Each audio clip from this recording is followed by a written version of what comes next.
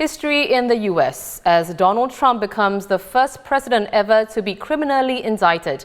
As expected, after surrendering in a New York court, he denied all 34 felony counts against him of falsifying business records. Now, he didn't speak with reporters on his way out of the courthouse, but posted on social media during his flight back to Florida, where he then gave a campaign-style speech at Mar-a-Lago to cheering supporters. And I never thought anything like this could happen in America. Never thought it could happen. The only crime that I have committed is to fearlessly defend our nation from those who seek to destroy it. This fake case was brought only to interfere with the upcoming 2024 election, and it should be dropped immediately. Incredibly, we are now a failing nation. We are a nation in decline.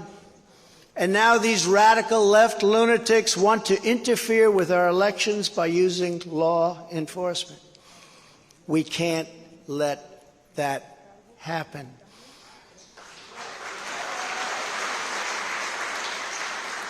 With all of this being said, and with a very dark cloud over our beloved country, I have no doubt, nevertheless, that we will make America great again.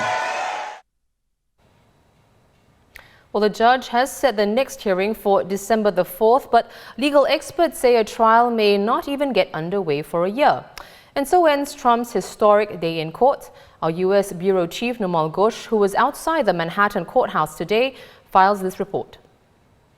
Early on Tuesday morning, in fact, there were just a handful of Trump supporters surrounded by journalists. Later, the number of his supporters grew to maybe around 100 to 150. And there were an equal number roughly on the other side, the anti-Trump brigade. Now, police had closed off the street in front of the courthouse where there was a line of media positions, white tents, fixed cameras and so forth, generators, satellite trucks on the next road. And the rest of the media was milling around or waiting around. Now, this being New York City, it was a motley crowd on both sides. Some genuine political believers, but some there just for the fun. They were separated from each other by 2 rows of fences, and the middle ground was patrolled by police who did not let them cross over and moved in very quickly to stop arguments from getting into fights. There was a lot of noise, a lot of yelling, a lot of chanting, a lot of taunting and insults at each other across this dividing line. Then finally, Donald Trump arrived in the afternoon, and media helicopters were tracking his motorcade all the way so we could watch its progress on mobile phones.